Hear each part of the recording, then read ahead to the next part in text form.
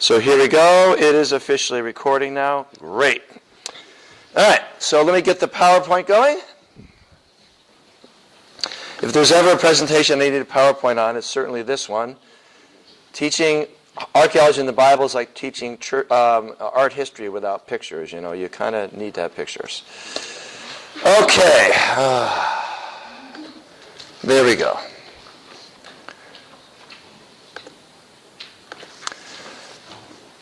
All right. So, yes, it's working. Fantastic. All right, so let's think a little bit about this.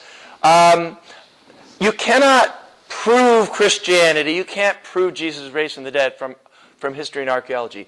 Remember I talked about some aspects of Christian evidence basically can be used as offensive weapons to really create faith and bring people to Jesus. That would certainly include the messianic prophecies we looked at yesterday.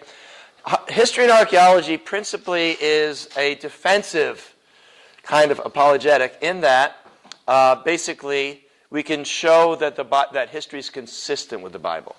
And a lot of people say, you know, the Bible's full of a bunch of stories and fables, and you know, David never lived, and you know, Israel never left Egypt. Who's Abraham? And all these kind of stuff. And so we can present hard evidence. In this case, it is hard evidence to show that the Bible is in fact reliable as history. All right, so we have to give a little bit of background here. Let's think about some of the periods in history. There's the time of the patriarchs.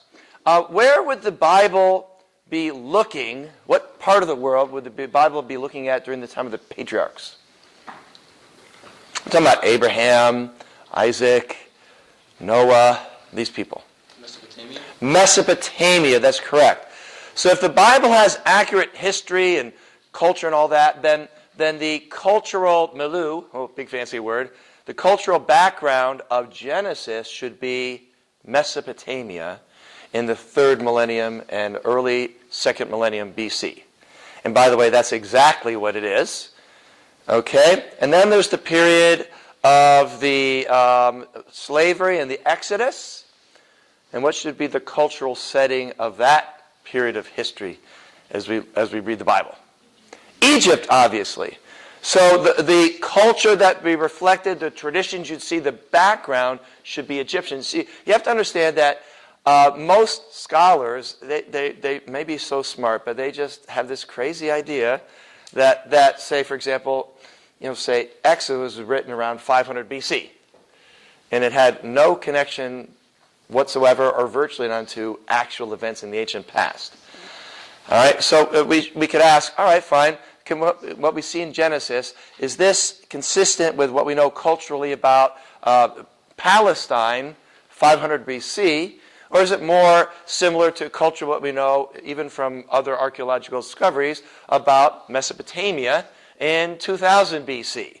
And by the way, the answer comes up positive on the side of the Bible, I'll tell you right now. And then you have the time of the judges, the time of the United Kingdom, and the time of the divided kingdom. All right, the destruction of the southern kingdom, the destruction of the northern kingdom, the destruction of the southern kingdom, and then the exile, being brought into Babylon and Assyria, being brought back into the promised land, the rebuilding of the temple, the time of Jeremiah, rebuilding of Jerusalem. When in that whole range of time would you start to see actual physical objects that might reflect things found in the Bible? Think about it. When would you reasonably expect, if the Bible is an accurate record, to find actual physical remains reflecting directly things described in the Bible? The United Kingdom? Right, during the period of the United Kingdom. So we would not expect to find this big monument from the time of the patriarchs to Abraham because there were none. And by the way, what we find exactly matches what you'd expect, common sense.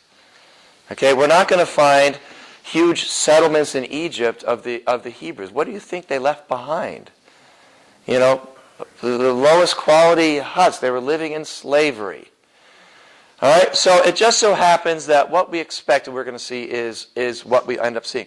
So when we look back to the time, let's say, of the patriarchs, the best we could really hope for is some interesting clues and hints that what we find in Genesis just so happens to agree with things that were going on culturally at that time in that place, which Jewish people 1,500 years later wouldn't know anything about.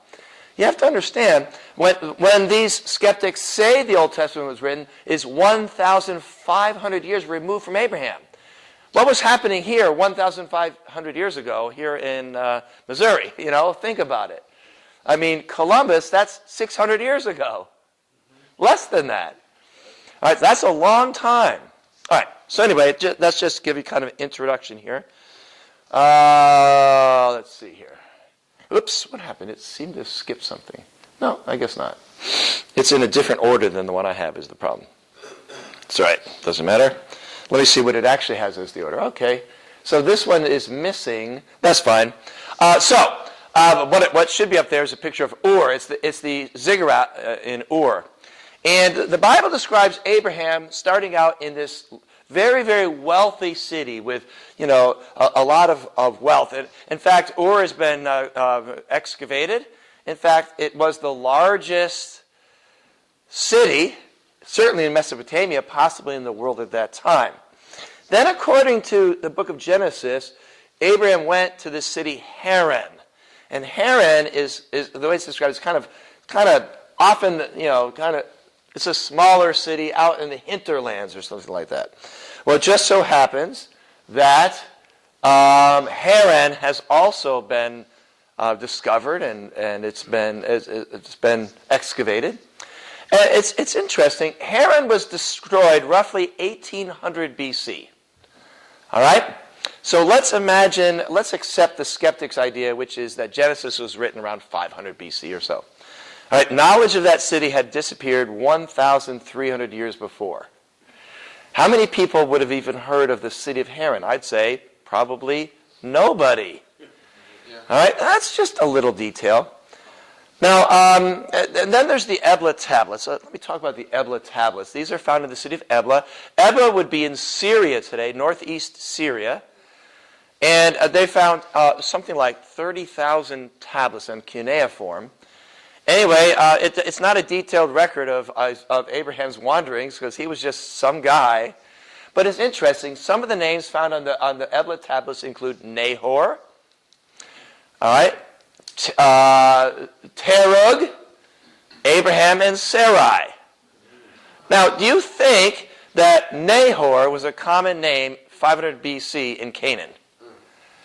All right, let's imagine, I don't know, you found a letter that was written in 1890. And it was from, I don't know, Jennifer to Jessica. You go, no, trust me. If it said, Gertrude was writing a letter to Harold in 1890, all right, that would work, okay? But, so again, it's a small thing. But the fact is that the names of the characters that are in Genesis, in the early part of Genesis, are those of names that were used roughly 2000 BC in Mesopotamia. And, these were not names that were known by anybody 1,500 years later. Does this prove that the Bible is inspired by God and all this in the Bible is accurate? No, we're creating a picture here. There's another interesting story. It's the story involving Jacob and Laban. It's interesting. Jacob, he got the not quite so beautiful woman first, so he had to work another 8 years. And then he got the one he wanted. He was kind of worldly in that way. And then, he took off, and Laban chased him down. And he chased him down to get what? To get the household idols. He wasn't trying to get Rachel back. He wasn't trying to get Leah back. He was trying to get the household idols back. Well, that's interesting. But then they found an inscription in Mesopotamia that said, whoever has the household idols inherits the wealth from the father. Ah, okay. Was that a tradition in Palestine in 500 BC? No. In fact, would somebody living in Palestine in 500 BC had even the foggiest idea that would even be something you'd even think about putting into a story? So again, like I said, the cultural context of Genesis is Mesopotamia, 2000 BC. Does that prove that Abraham lived? I don't think we'll ever find, a cave somewhere. Abraham lived here. And if it did, we already know that Abraham was a common name back then, so that wouldn't really tell us anything. So what we have is information consistent with the Bible, and it's all we could even reasonably expect to find. Okay, next here. Okay, let's talk about the story of Sodom and Gomorrah. Now, in Genesis 14, it describes a league of 5 cities that hooked up with Abraham and Lot and fought a battle against Kedorlaomer, the king of Elam. And these 5 cities were in the valley around what we'd call the Dead Sea. It's interesting. When Abraham and Lot came to the up in the hill country, Lot said, "I'll take the awesome farmland down by the Dead Sea, and you get the lousy farmland up there in the hills." Now, I was at the Dead Sea this summer, and I'm telling you, it's not a great place. It is as desolate as you could possibly imagine. It's like, seriously? So according to the Bible, it had intense farming, 2000 BC. And in fact, almost no archaeological excavations had been done around the Dead Sea because people figured, why even bother? But then, I don't know, about 20, 25 years ago, an archaeologist thought, well, let's just see what we find. Guess how many cities they found? 5.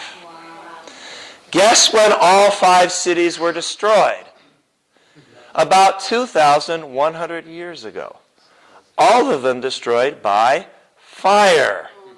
Now, cities being destroyed by fire, that's not like a huge thing in archaeology. That's kind of how they were destroyed. But all 5 destroyed by fire at the same time and never occupied again. In fact, the whole area was never occupied again. They had intense farming, and it wasn't because it rained there a lot. It did not. It was a little bit wetter. They had these wadis. Again, this doesn't work, but you can kind of see those little streams. And I was flying over Peru a couple years ago, and you're flying over the western part of Peru, and it's desolate. It's unbelievably desolate, except where these little rivers come down from the mountains. And they had intense irrigation and farming there. Interestingly, the largest city is the one in the north. Almost certainly, it's called Bab Edra, and almost certainly was Sodom. They found 3 feet thick ashes on that city. And interestingly, about a half mile out the side of the city, east of the city, there was a graveyard with these little wooden structures, apparently. And the evidence was they'd burned from the top to the bottom. Think about that. When you burn stuff down, generally you burn it from the top to the bottom or the bottom to the top? Bottom to the top. Now, I don't want to, remember I said yesterday, don't try to get more out of it than you have. I don't want to call this proof that fire and brimstone fell from the sky. I'm not going to call that proof. I'm just going to kind of go, wow, that's sort of cool, and leave it at that. I think that's probably what we should do with that. All right, there you go, Bab Edra. Probably that was Sodom. We can't say for sure. Anyway, okay, great. Here are some of the actual ruins of what was Sodom. Not a lot to see today, but then again, it's been 4,000 years, so that shouldn't be too terrifically surprising. All right, here's another one. So let's go forward a little bit to the time of the Exodus. And you have to understand, these archaeologists, most of them, the whole idea that the Jews were ever in Egypt, obviously they're a polytheistic tribe that originated somewhere in the desert east of Palestine, and all this stuff. You trust me, this is what they'll say. And I'm going to be honest with you. We can't prove that Israel was enslaved in Egypt. We simply can't do that. There's just not the evidence there. And if you want to say that there was, okay, go ahead and say that. But then you're really pushing it there. All right. Anyway, good. The PowerPoint I have here is in a different order. That's why I'm getting a little confused here. That's right. All right. So anyway, in the city of Tel El Amarna, they found a number of tablets, and these are called the Tel El Amarna letters. And what they are is letters from these little princes and little kinglets that were in Canaan, writing back to Pharaoh, explaining situations, things like, this is how many taxes we got this year from these people, and, these things happen. But one of them is kind of interesting. It says this, the Habiru, the Habiru, who do you think that might possibly be? The Habiru plunder all the lands of the king. If archers are here this year, then the lands of the king, the Lord will remain. But if archers are not here, then the lands of the king, my Lord, are lost. So, remained or lost? Which was it, if you read the biblical record? Lost, but not all of them. Actually, if we read the biblical record, they did not take all the cities. All right? A number of the cities were left unconquered, as the Bible says. Again, proof that the Hebrews did, in fact. By the way, this comes from the 15th century, the 1400s BC, just so you know. All right, so there you go. So we have these people called the Habiru. They're indeed conquering areas of Canaan in roughly 1400 and something BC. So again, proof, I wouldn't go that far. Interesting evidence, I would say so. It's what happened to this thing? It's so different from the one that I have. I have no idea how it got changed because You know what, I think it may be that you have a different one than the one I have. That's all right. I can deal with that. All right, so let me talk about the Hittites. So you have to pretend there's a nice picture here. It used to be back in the 1800s, the skeptics would say there was no such place as Nineveh. That's old news. They say, Nineveh, the whole idea of Jonah going to Nineveh and Nineveh attacking Israel. And then, of course, they discovered Nineveh, which is a massive city. That's old news. And then they said the Hittites, Hivites, Jebusites, Perizzites, Canaanites, all these other rites, just stories. The Hittites are mentioned 47 times in the Old Testament. There's no such thing as a Hittite. That's just a story somebody made. All right? And then they discover the city of Hattusha, which there should be a picture up there. For some reason, it's not in the version that we're looking at right now. It's a large city. In fact, it was the capital of a large empire. And we now know that the three rival powers were Assyria, Egypt, and the Hittites. In fact, you can now, there's a couple of universities, such as Cambridge, where you can major in Hittite studies. So you know what? I'm beginning to think maybe the Hittites and the Hivites and Jebusites and the Perizzites and the Amorites, they're actual real people. Yeah. And, slowly but surely, gradually, this knowledge keeps coming. Now, here's what the skeptics do. The skeptics say, none of this really happened. And they say, well, you proved they're Hittites. They say, well, none of it happened except the Hittites. Then, then you show that David was a real person. Well, none of this happened, well, except maybe David was a real person. You see, this is the game they're playing. And what they don't accept, which is the obvious truth, which is that the Old Testament is the most accurate, most reliable, most complete history we have of the ancient world from any source whatsoever. You would think they would acknowledge that. Then they'd have another great source of history rather than pretending it's made up stuff. All right, the next slide, if it was there, but it's not, is the gate to the city of Hattusha, the city that apparently wasn't supposed to even exist. It's the Lion Gate. It's a really, really awesome picture. I'm really sorry that it's not up there. I don't know how I got out of that. I got out of there. Surely it's there. I mean, come on. Well, it's not, though, apparently. All right, that's fine. We'll do without it. All right.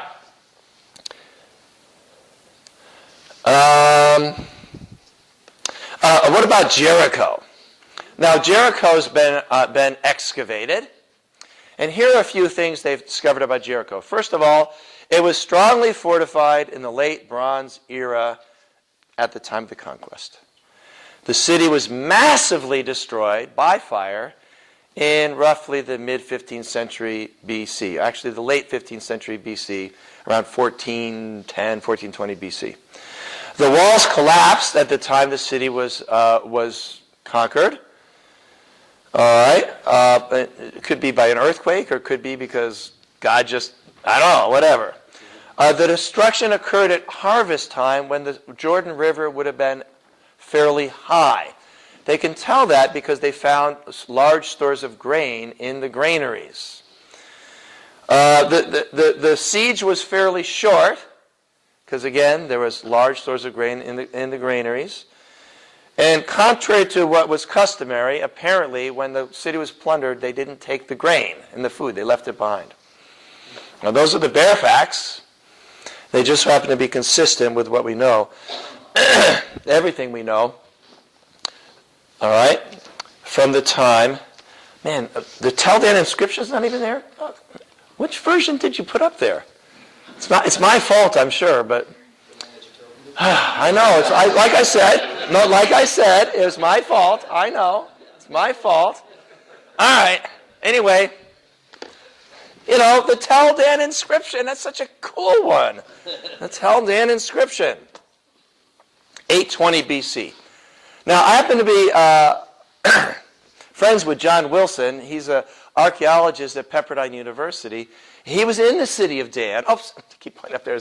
He was in the city of Dan when the Chaldean inscription was found on that day.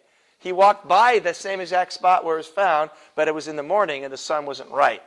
And this rock was, what they would do back in ancient times is cities would get destroyed and rebuilt, and would just take the rocks from the old thing and just sort of use them to make the walls.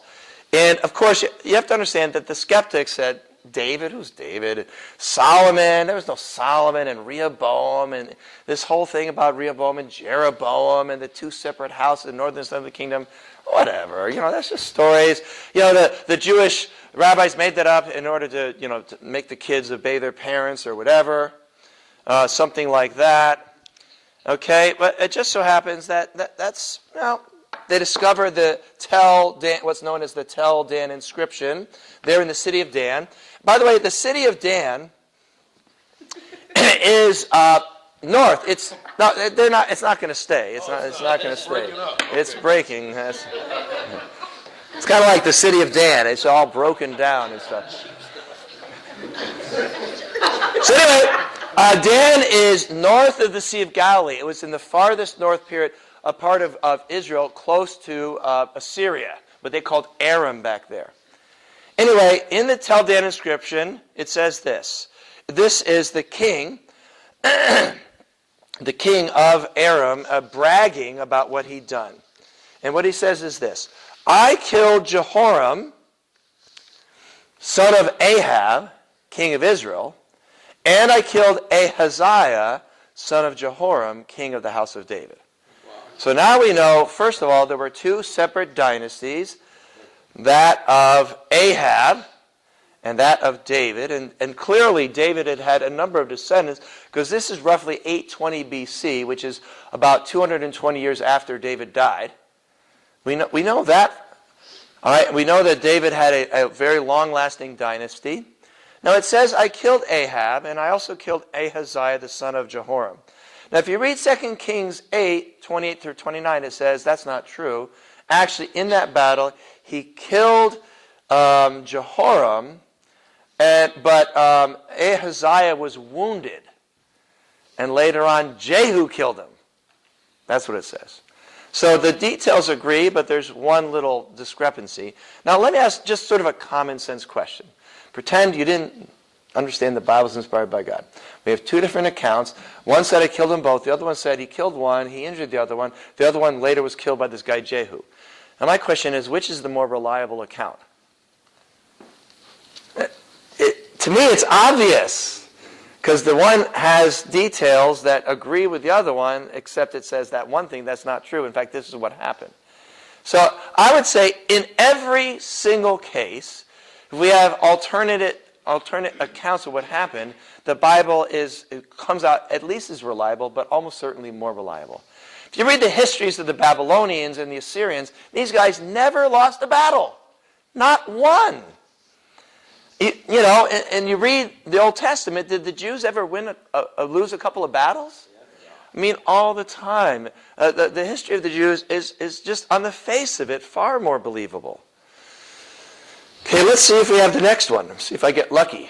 All right, there you go. The Black Obelisk of Shalmaneser. One thing to note is, if you're looking for carvings and statues of the Jewish kings, there are none. None. Which means those kings never really lived, right? Why are there no carvings and statues of the Jewish kings in Israel?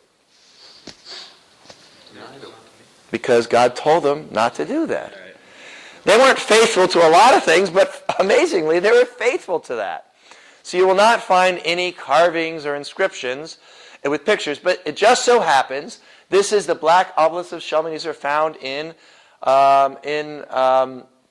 Nineveh, and there you have the one in the upper left. That's King Jehu, bowing down to the king. I believe it's Shalmaneser. All right, so you know what? I'm thinking maybe Jehu really was an actual person.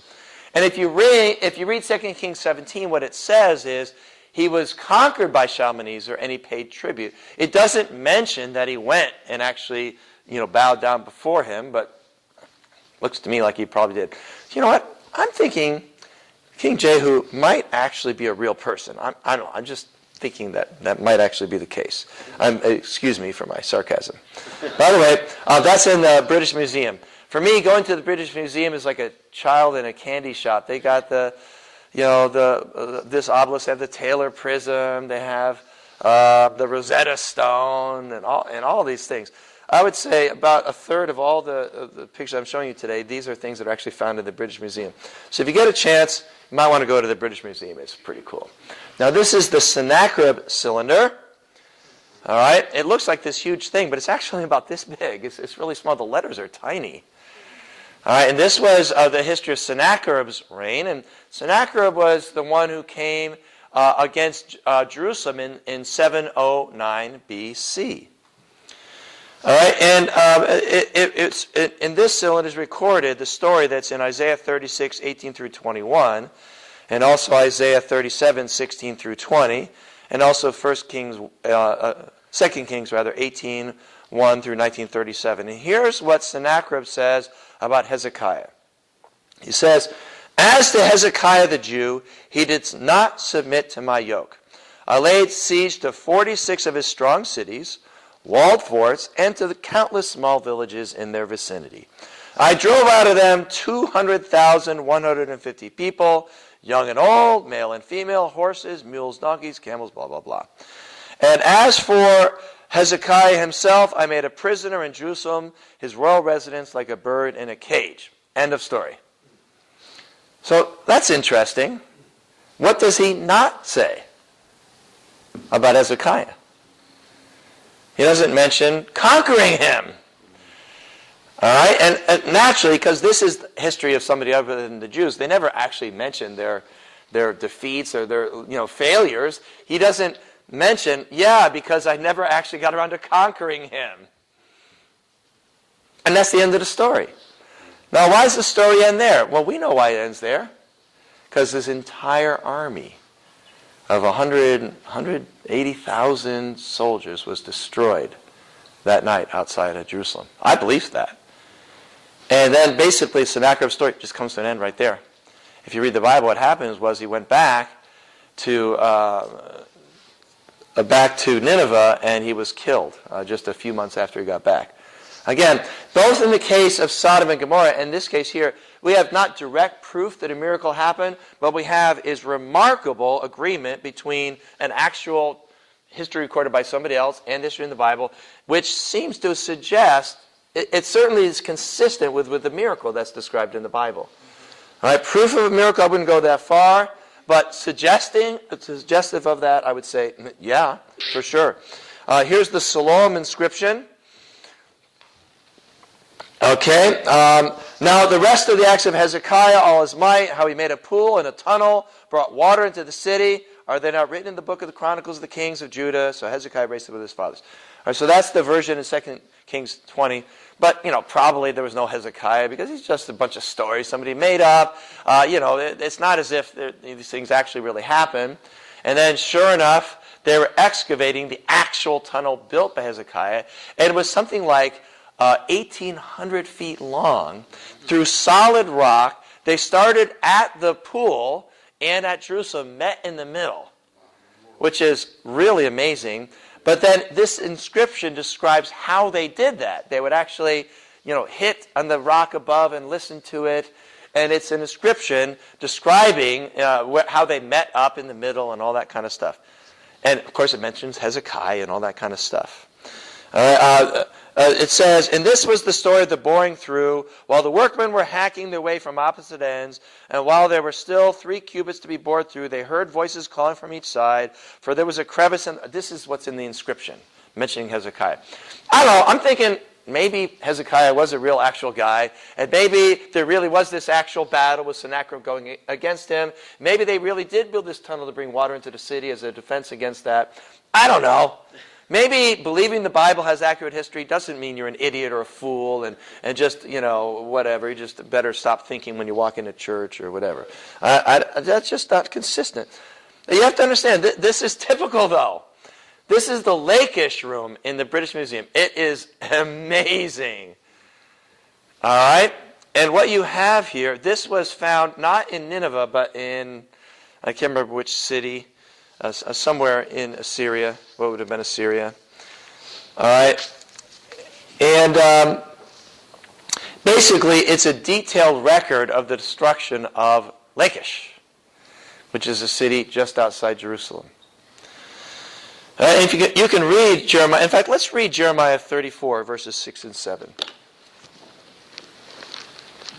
This is really poignant. Jeremiah 34, verses 6 and 7. The Lachish room.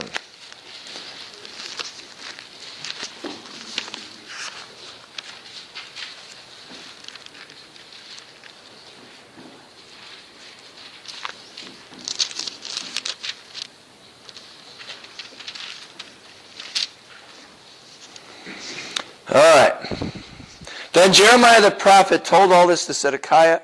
Let me see. Jeremiah 34, 6 and 7. While the army of the king of Babylon was fighting against Jerusalem and the other cities of Judah, there were still holding out Lachish and Azekah. They were the only fortified cities left in Judah. All right, and we can see some of the events that went on in this war.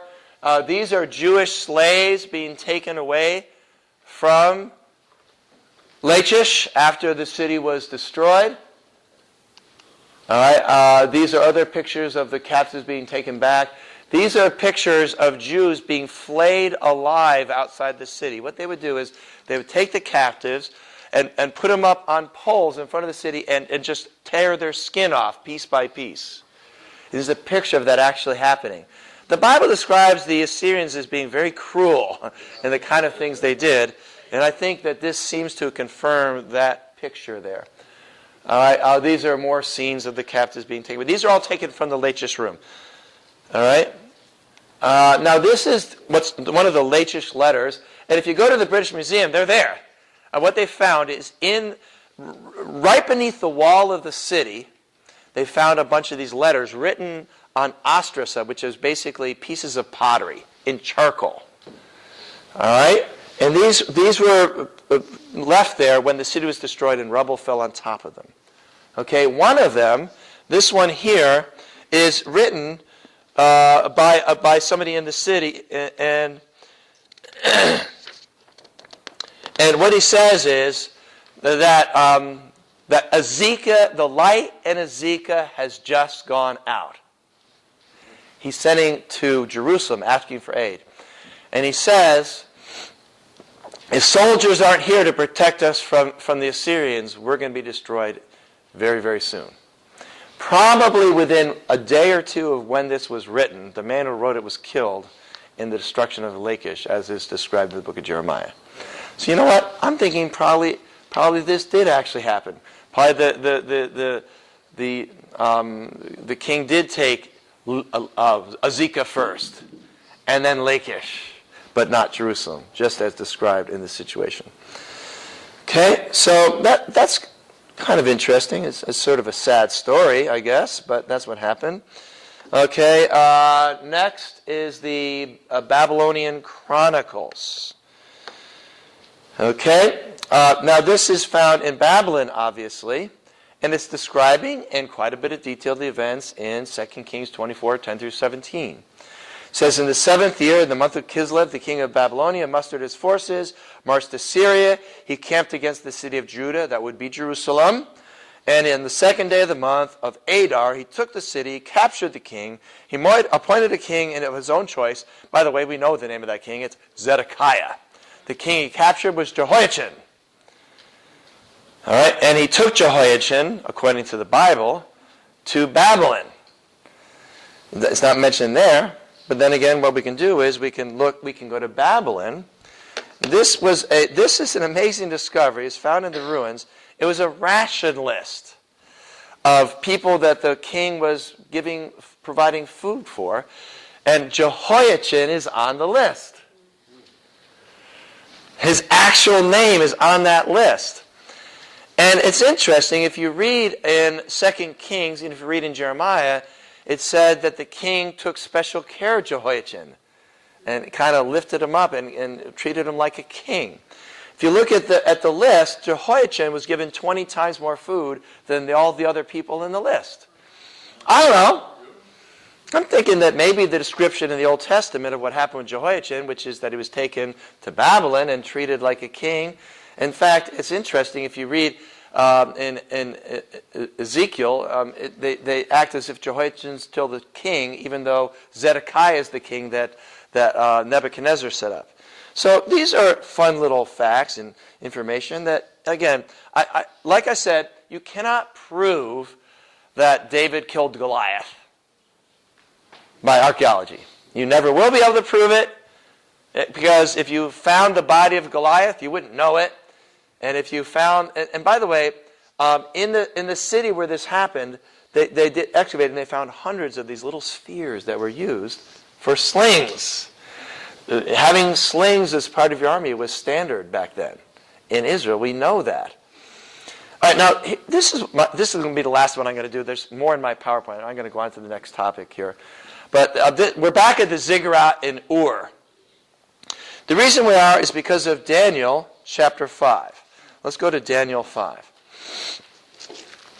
Now, of all the Old Testament books, the ones that the skeptics and cynics and those who don't believe in the Bible and really wish nobody else did, the Old Testament book they're most interested in destroying credibility on is going to be the book of Daniel.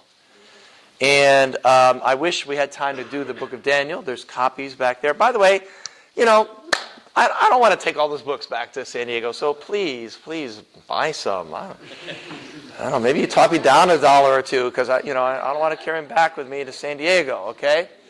Anyway, the book on Daniel. And I explained there in some detail, but the fact is, the prophecies in Daniel are so ridiculously, insanely specific that a skeptic has to assume, not prove, but assume, that it was written after the events. And most of the events being described there happen in 167 and 164 BC in insane detail. And all the time even leading up to that. So they say Daniel was written around 150 BC, roughly. Never mind the fact that we have Dead Sea Scrolls of Daniel from about that time, which means it was already canonized in the Hebrew Scripture at that time. It was also translated into the Greek from Hebrew as part of the Septuagint by 200 BC. Never mind all those facts. They say obviously it was written around 150 BC. Why obviously? Because the Bible can't be inspired by God. Remember we talked about circular reasoning yesterday? But anyway, one of their proofs, obviously, that Daniel can't be inspired is because Daniel chapter 3 describes this king Belshazzar. Daniel 5. What's wrong with that? Because Herodotus mentions all the kings of Babylon and does not mention Belshazzar. All right, there were a number of historians, mainly Greek, but also Egyptian, who listed the kings of Babylon, and none of them mentioned Belshazzar. The only ancient document that mentioned Belshazzar is the one that's obviously just made up story, the book of Daniel. All right? The last king, everybody said, was this guy Nabonidus. Well, then there was an inscription found in Ur, which was part of Babylon. It wasn't a major city of Babylon. It was mainly a ruin, but there was an inscription there. And it explained what happened. What happened was Nabonidus had a coup. And so he was not the legitimate king, but what he did was he married the daughter of Nebuchadnezzar. And by the way, that daughter of Nebuchadnezzar, she's a character in Daniel 5. She's that woman that you can see there. Anyway, so he had a child, and that child was the grandson of Nebuchadnezzar. Therefore, a legitimate heir and could be a king. So what Nabonidus did was he made him regent. And his name, according to the scripture, of course, is Belshazzar, naturally. All right? And in fact, Nabonidus basically didn't rule at all. He went off into sin. That's a little joke because the name of the city was Sin, a city in Arabia. That's an archaeology joke. He went into sin. You got it now? All right. All right. Anyway, so basically, Belshazzar ruled Babylon. Now, here's the funny thing. If you read the book of Daniel, remember he read the writing on the wall, and Belshazzar peed his pants there. It's kind of a tense situation. And he says to Daniel, you know what? If you can read the writing on the wall, I'm going to give you the third highest place in the kingdom. The third highest place? Why the third highest place? Because Belshazzar occupied the second highest place. Now, if somebody had been writing 150 BC, making up a story, then how would they have known that first of all, that Belshazzar even existed? Because all the historians who had written before then, there was no Belshazzar. How would they even know about him? Never mind knowing that he could only give the third place in the kingdom.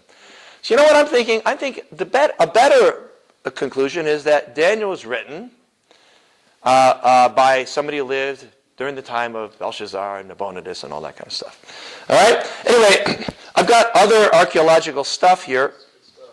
I'm going to skip all that. There's a bunch of other things in this PowerPoint that's not in that one, but I guess it doesn't matter. Great. Now, I'm going to take some questions. We're not done with this session, but I'm going to go on to the next thing about science in the Bible. So I'm going to take some questions and answers now before I start that section. Yes? Is there any archaeological evidence for Noah's Ark? No, and neither would there ever be. I mean, all right, we got this boat made out of what? Wood. All right, gopher wood or whatever wood it was made out of. All right, I don't know. What do you think after they got out of the ark, what do you think they did with the wood? Burned it. Probably burned it. I mean, it's not as if they're going to take the boat anywhere, They might have built houses out of it. And so if you were to discover the actual wood, which is almost certainly not going to happen, I'd say 99.999% would never, ever happen. And how would you know it was the wood from the ark? And by the way, the Bible doesn't say it ended up on top of the mountain, because it says the water subsided for quite a while, for months, before they got out of the ark. So looking on top of a mountain, that's kind of a waste anyway. So this whole search for Noah's Ark, that's just a complete waste of time. All right, so not only have they not, but because plenty of people have said they found it, don't believe it. Do not believe it. All right, okay. Other questions, please, yes. Yeah, I got a question. All right. What about evidence for the flood and along with that other civilizations having that big of Gilgamesh having a flood account and other Yeah, okay. flood? Now, I'm going to tell you this. I believe the flood happened. The principal reason I believe the flood happened is because the Bible says so. I'm going to just put that right out there. All right. The Bible says that Abraham, lived in, the thing we said with Laban and Jacob and, the Nahor and Serug and these guys. So I believe the story about the flood, and I'm going to tell you right now, the principal reason I believe it is because God is powerful enough to do that. I know that, and because the Bible says so. Now, it just so happens that virtually every ancient culture, and what I mean by that is virtually every culture we know goes back to BC, has a record of a worldwide flood. All right, and so to me that says probably there was a worldwide flood. All right. I'm not a supporter of the local flood theory. I'm not going to call somebody not a Christian because they go for the local flood theory, but to me that doesn't really make much sense. I mean, if you read the account in Genesis 7, the number of the times the word all is in there is, I've not actually counted it, all and every. So I believe there was a massive flood which affected the whole world. Whether it covered Mount Everest, I don't think it covered Mount Everest. I wouldn't take it that far, but I think there was a massive flood. I believe it was a miracle. So you're trying to look for a natural explanation of a miracle. That's kind of a waste of time. But the evidence for that is it's interesting. The best I would say is the evidence that this worldwide massive flood happened is interesting, but certainly not conclusive. And I already said, the first thing I said is, I believe this happened just like I believe in Adam and Eve and Methuselah and these other people by faith, Enoch. Okay? So I don't have a lot of evidence. My main evidence is it's recorded in the Bible. But the fact that in every continent, the Iroquois, the Assyrians, there is the Gilgamesh epic, etc. In China, Africa, every continent, there's stories of this great flood. There are three myths that are found worldwide. Those are creation myths, flood myths, and God-man myths. All right? And by the way, the Bible has those myths as well. It's got a creation myth. It happens to be a true myth. What do you mean a true myth? Well, what's a myth anyway? A myth is a simplified story given to explain a supernatural thing. And by definition, I guess, the Genesis story is a myth. It just happens to be true. And the Bible has a true flood myth and a true God-man myth as well, by the way. It's Jesus. All right, another question. Yeah. My question was about actually the books and the history. Mm-hmm. I noticed that when I was reading through about the kings, it says, but you can find more about this king in this record. Do we have those Nope. records? Find them? We don't. We have almost no books from the ancient world, virtually none. Certainly none from back then. We don't have any books from that time. We know there were books. We have a lot of inscriptions on walls, but books didn't make it. But apparently they were annals of the kings of Judah, and there was this Jagar one. So there were a number of sources. So the writers of 1st and 2nd Kings, the writers of 1st and 2nd Chronicles were using written records to produce their accounts. Those other accounts, I'm guessing, probably weren't inspired. All right, but being careful historians, just like Luke, they used reliable sources rather than just sort of, doing the best they could. Yeah. This might be a silly question, but a while ago, in one of the first Crusades, the Catholic Church or whatever church was established attacked the Muslims, and they claimed to have the true cross with them. And then afterwards, they got routed, and then the true cross that they thought actually was Jesus' cross was taken by these Muslim conquerors at the time. Yeah. Is there any evidence that might have actually been what it was? Well, I've heard it said that if you took all the fragments of the true cross, you could build a massive mansion out of it. And during the late Middle Ages, there was an industry, a huge industry producing these relics. My sister is an Orthodox nun, and I visited her. She's in Kansas City. I visited her just a couple days ago there. In her little monastery thing. And one thing she said is, you can't do the Lord's Supper unless you had a relic. That was interesting. A relic is like an actual physical object, supposedly, of some saint from you. Come on now. Now, did any of these tens of thousands of relics, were they actual bones of actual people who actually lived? Probably. I believe it's very likely, certainly more than 50%, but maybe more than 90%, that Peter is actually buried in St. Peter's.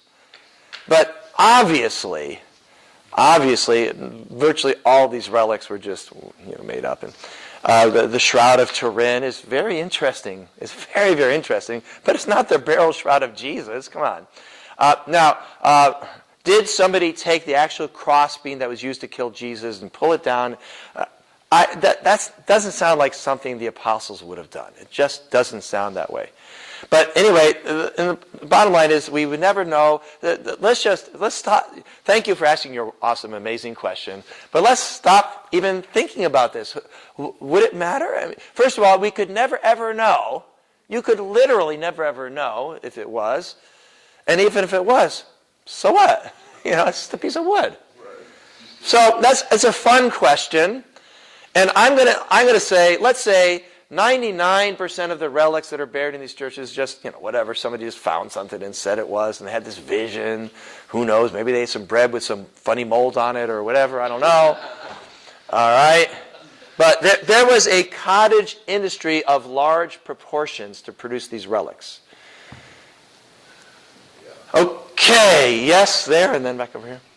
Do you know like why or how or who decided to date our years around Jesus? Yeah, that was in, I believe it was the 500s. It was a Latin scholar. I can't, if you read my second volume of church history, which hasn't been published yet, I can't remember the guy's name, but I mentioned there who it was and where he lived, and so that was in the, I believe it's the 6th century A.D. It was a monk. I believe it was a Catholic as opposed to an Eastern monk. Pretty sure. I wouldn't guarantee that. And the problem is he missed by about 6 years. Because Jesus was born in 6 BC, possibly 5 BC, but more likely 6 BC. Herod died in 4 BC. Herod, the one who persecuted and killed the babies, and that was a few months later. So Jesus was either born in 5 BC or, in my opinion, more likely 6 BC, which is kind of funny. So anyway, I appreciate the person. Basically, this was the period of Christendom. So to them, it seemed obvious to date, because every culture had a 0, and they based it on some important period, and there's the Mayans, and obviously, the 2012, the world was going to end. Oops, rats, So, that's the story there. Yes? With the access of the internet, we get bombarded with all these new discoveries, archaeology discoveries. Yeah. What are your top, 3 journals that you feel are reliable sources for? The Biblical Archaeology Review is the best one. Okay. Now, see, I've been kind of giving archaeologists a bit of a hard time here. I'm being a little bit more harsh than probably I should be honest with you, because the bottom line is, it's archaeologists' job to let the discovery say no more than it certainly says. That's their job. Okay? And so, to me, Biblical Archaeology Review gives the most balanced picture of these things. The authors clearly believe that there is a God and the Bible is inspired by God, but they're extremely cautious, more cautious than I am, to be honest with you. They're extremely cautious in saying this thing implies that. And I've tried to be fairly careful. I've tried to set a reasonably good example of saying, let's not have this prove more than it actually proves. But, I might go a little bit farther maybe than the Biblical Archaeology Review. But I think you're better off reading a conservative thing. The best source is conservative and yet open to a biblical worldview. And so I would suggest Biblical Archaeology Review.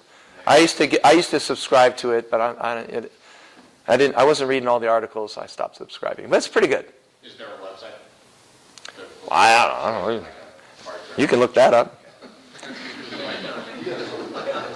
It's not expensive, but I don't know. If you're a student, you probably think it's expensive. Yes? Okay, so, excuse me. How do you account for the differences in between Joshua and Judges as far as the entrance into the Promised Land? Which difference is that?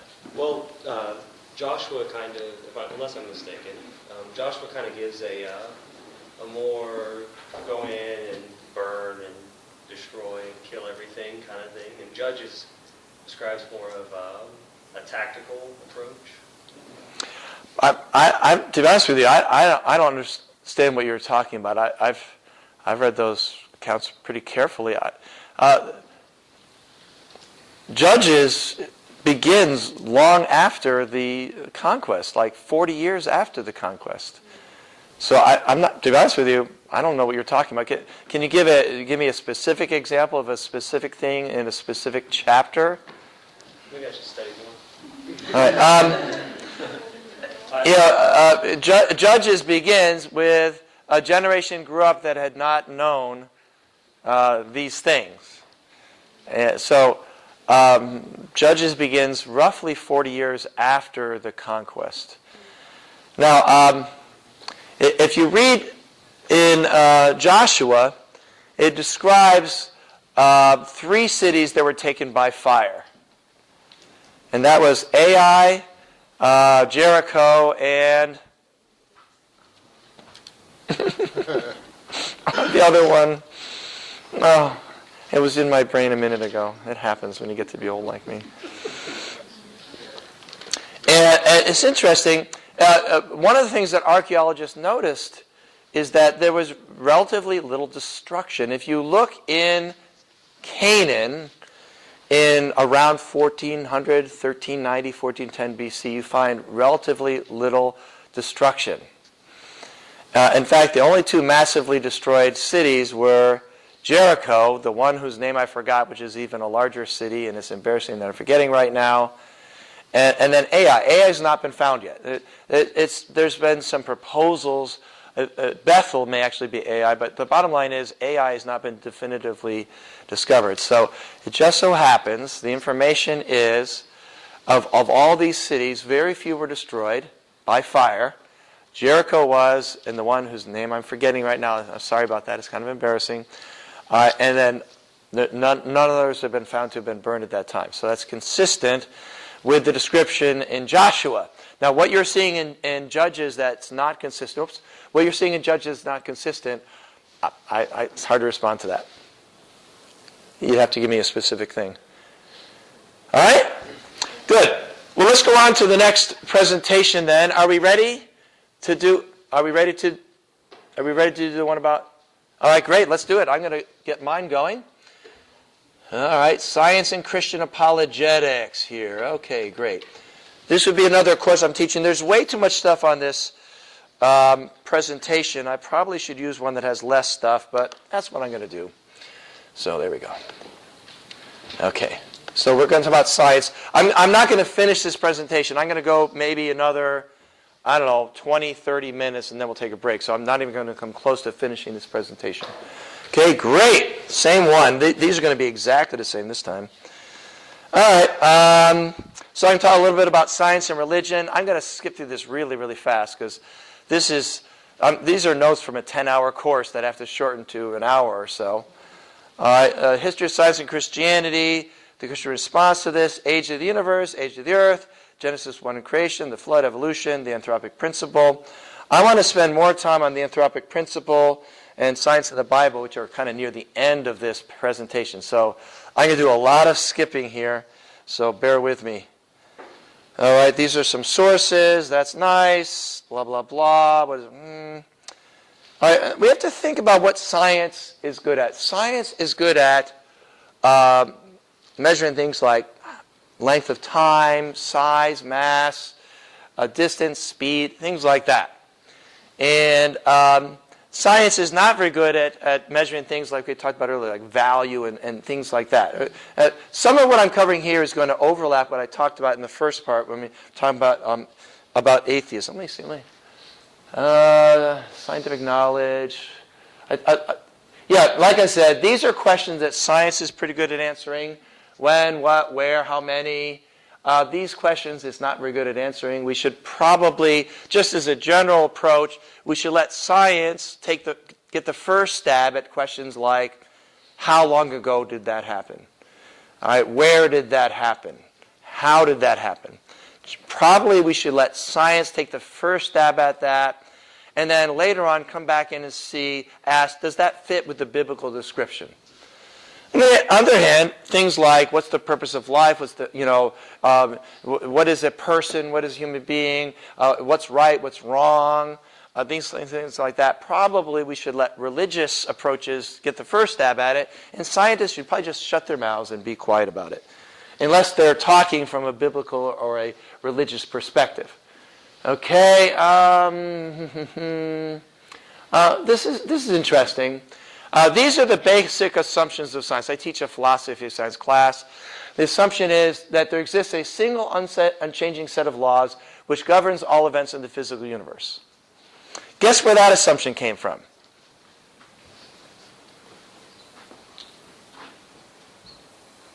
All right, go ahead. From the Bible. The first philosopher, if it were not for Christianity, science would not have been created. That's a historical fact. It's worth noting. Basically, there are a number of people, but Roger Bacon is most notable. He concluded as a theologian because there is one unchanging God of the whole universe, then if you study the natural world, there should be one unchanging set of laws for the whole universe. And that is what I say to my science philosophy students. That is the fundamental presupposition of science. Other important assumptions of science are that human beings are able to understand the workings of the universe. And Roger Bacon concluded, because God wanted us to know him, that nature would have to be understandable by human reason. And it turns out it is, and that's one of the assumptions of science. Another thing he said, it is so amazing. Roger Bacon said that nature has to be describable by mathematics. Why? Because God is a God of order and beauty and these kinds of things. These are the fundamental presuppositions of science. I'm not teaching science or religion. I'm just teaching the history and philosophy of science. And it just so happens all three of these conclusions were taken directly from the Bible by theologians. So, I don't know, that's worth noting when people say, ha ha ha, how can any, religious person ever, be a scientist? And hello, all the early scientists were not only religious, and they basically, Roger Bacon, Copernicus, all these people studied science as a branch of theology. All right? They called it natural philosophy. So this is worth noting, okay? Like I said, Christian theology predicts all these things. All right, I'm going to do a lot of skipping here. Galileo. Galileo's a pretty smart guy. He said the Bible is written to tell us how to go to heaven, not how the heavens go. Got that? That's kind of a smart saying. The Bible is written to show us how to go to heaven, not how the heavens go. So if you want to know how the heavens go, according to Galileo, you should use a telescope. He didn't invent the telescope, but it was invented a year before he built his first, and he was the first one really to turn a telescope at the skies. It seems like wise advice. So the Bible is not written to tell us how old the earth is or how long man has been around. All right? And now, if it gives us information relevant to that, that's fine, but that would be by accident more than anything else because that was not the intention. Now, of course, this is just Galileo talking. This is not inspired. And he said, in discussions of physical problems, we ought to begin not from the authority of Scripture passages, but from sense experiences and necessary demonstrations. He's saying what I said a few minutes ago, which is, if we're discussing those questions which science is good at answering, such as, how did this happen, how does this work, how many, how long, how big, and things like that, probably we should let science get the first stab at it, and then we should not answer the question using the Bible. Probably we should ask is, does the Bible agree with this? If it doesn't, that means probably the Bible's wrong, not science is wrong. Now that's an interesting way to think about it. You might have heard of this guy Augustine, the greatest theologian in history after Jesus and Paul. And Augustine, he did not start out as a Christian.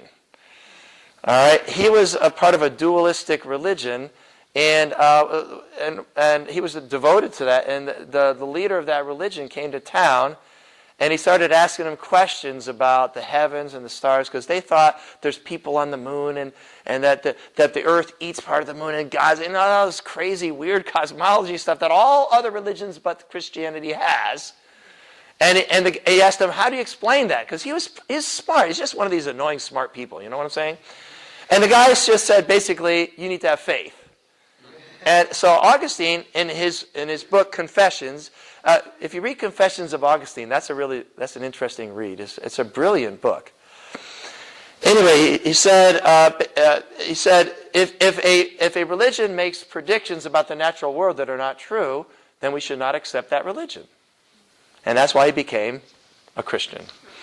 Okay, because the Bible does not contradict anything that he knew about nature. Not that he knew a whole lot about nature, but nevertheless. All right, this is good stuff. Newton, I'm going to skip all this. Laplace, and creationism, intelligent design. I talked about intelligent design a bit already, did I not? Yeah. I am going to talk about the anthropic principle. That'll be a little ways. This is good stuff. Francis Collins, he's a great guy. Yeah. All right, let's talk about the age of the universe. All right, we're going to be on the age of the universe. Okay. Now, again, you don't... Oh, okay, but yeah, that's Bishop Ussher. Yeah. Now, again, Bishop Ussher made what I believe is a tactical error. In my opinion, he made a tactical error. He assumed that the Bible is a science book, and therefore you could use it to determine the age of the earth and the universe, and he picked October 23rd, 4004 BC. Again, I believe that was a mistake. All right. By the way, Galileo lived to about 1642, so these guys are contemporaries. If Ussher had asked Galileo's opinion, Galileo would have said, "Shh, don't even say that." All right. So, how old is the Earth? Again, like I say in my science classes, I say I don't know how old the Earth is. I don't know how old the universe is either. I just don't know that. And not only do I not know that, I can't know that. But what we can do is we can use science to, attempt to come up with an answer to that question. Whether it'll be the answer in the end, we have to admit. So there's this thing called, you know about the redshift and all that kind of stuff. The car comes like, and when it's coming at you, it's higher frequency. When it's going away from you, it's lower frequency. You're aware of that? Okay. Yes. All right, and so is blue shift, is red shift, because blue is higher frequency and red is lower frequency. And it just so happens when we look at light coming from distant objects, okay, when we look at light coming from distant objects, the light is shifted to the red. So you see the spectra, you can't really read it from there. You see the spectra, the top one is light coming from the sun. The second one is light coming from a galaxy maybe a few million light years away. And you can see all those lines are slightly to the right. You see that? Mm-hmm. And then you can see one from a distant galaxy, let's say a billion light years away. You can see they're even farther to the right. And then if you look at a quasar, which is something like 10 billion light years away, they're shifted even farther. What that means is the farther something is away from the Earth, the faster it's moving away from the Earth, which is clear proof that the universe is expanding. All right? And the people who originally discovered this is back in the 1920s and 30s. Hubble concluded, therefore, that the universe is getting larger, therefore it used to be much, much smaller. And they came out with this crazy idea that it might have been infinitely small at one point, that it started from essentially nothing, and thus came the Big Bang Theory. All right? So there you go. Galaxies, and there's some pretty cool things here. There's Hubble's law. Basically, this graph, and look at the graph. The graph says the farther away, the faster it's moving away. Okay, it's pretty clear. So we have the universe expanding. I have to do there's lots of proof of the Big Bang Theory, the microwave background radiation. I don't have time for all this sort of stuff. The bottom line is, the clear conclusion from the information is that the universe began. It has not always existed, which, of course, is what the Bible said all along. In the beginning, all right, which means there was a beginning. In the beginning, God, which means God pre-existed the universe. In the beginning, God created, which means the entire universe was created. He didn't reform it out of other matter like Hindus say and like Buddhists say. No, it's actually formed it out of nothing. That's what the Bible says. That's what science says. Okay, that's kind of cool. All right, how about the age of the universe? It turns out there's two ways to measure the age of the universe. These are scientific details you may not really need to know. One is by measuring the age of the oldest object, which is certain kinds of galaxies. These are elliptical, not spiral galaxies. These tend to be older, and they tend to evolve much, much, much more slowly. There's certain kinds that are very old. And just like you could guess the age of a person by looking at them, you can guess the age of a star by looking at that. And the estimates are the oldest stars are roughly 13.3 billion years old. And none seem to be older than that. So therefore the universe is a little bit older than that, maybe 13.5 billion years old. Okay? Got it?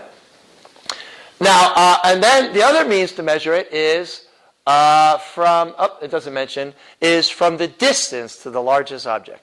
So if you imagine from the farthest object is moving away from us at the speed of light, and they're 13.5 billion years away, light years away, 13.5 billion years, okay? The bottom line is there are two methods to measure the age of the universe. Both agree to within about less than 5%. Okay? So therefore, the scientific answer to the age of the universe is 13.5 billion years. Therefore, the universe is 13.5 billion years old. We don't know. I have no idea. I already told you yesterday, I believe God could have gone, whappo blammo, there's the universe, galaxies already created.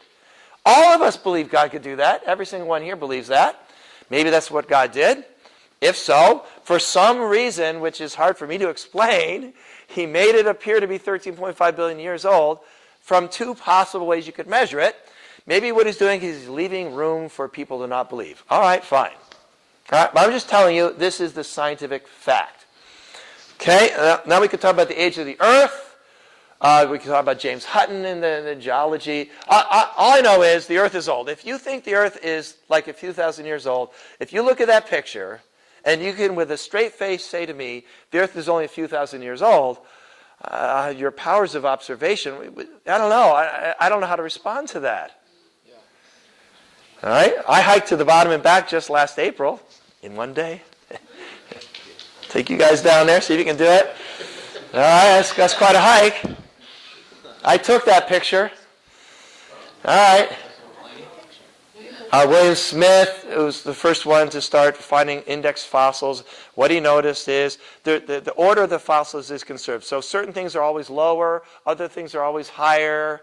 All right, and there's a clear progression. The farther down layers are older. He didn't know the ages. What he knew is clearly the Earth is quite old, obviously.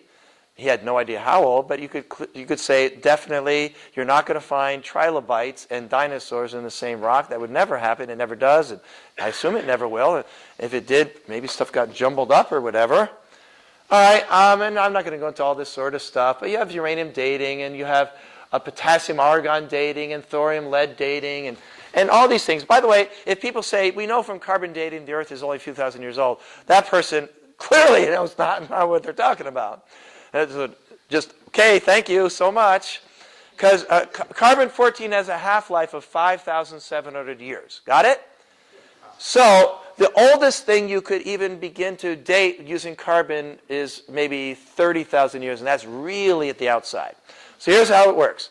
Archaeology, carbon-14. Geology, paleontology, uranium, lead. Okay? Anyway, geologists estimate the age of the Earth to be 4.5 billion years. They've not found a single rock that old in the Earth. The oldest rock found in the Earth is around 4.3 billion years because there's been a lot of turnover. So where do they find 4.5 billion year old rocks? On the moon. Why? Because there's no geology happening on the moon. On Mars. Interestingly, from Mars, some of the rocks are close to that age, but others are younger. Why? Because Mars has had much, much, much less geologic change, but it's had some. And yes, we have found Martian rocks. They're found in Antarctica. I'm not kidding. And they know that because there's a certain fingerprints for the distribution of certain elements. So Martian rocks have been found. And there's a mixture. But meteorites, virtually all meteorites, when you measure their age, turn out to be around 4.5 billion. So here you go. Universe, 13.5. Earth, 4.5 billion. All right, that's the scientific answer. In the case of the Earth, in the case of the universe, there's only two known means to measure it. They're consistent. In the case of the age of the Earth, there's something like 5, 6, 7 different approaches to approximating the age. Some say between 1 and 10 billion. They're not very precise. They all sort of focus in on the same conclusion. So I'm going to say, I don't know, probably that's how old the Earth is. So what about Genesis then? What do we do with Genesis? All right, there's different theories. There's the young Earth theory. And I already said, you can go with the young Earth theory, but you just have to, please, if you're going to do that, I respect that. I'm not going to laugh at you. I promise. I respect that. I'm sincere about that. Unlike many people in my position who are Christians but scientists, they kind of, oh, whatever, I'm absolutely serious about that. I believe God could have done that. I believe he might have done that. I don't know that he didn't do that. And I'm probably biased, so there you go. Okay, but please don't say that's a scientific idea. And please don't try to defend it from science. And those of your friends in your churches who do, What can I say? Try to help them out. Try to help them out. Okay? Anyway, there's the day-age theory, which says basically, let me get to the next slide so we can see how that's going to work. Okay? Basically, here's my very, very, very brief analysis or summary of Genesis 1. God created the universe. All right? God created light. He created the earth. He created life.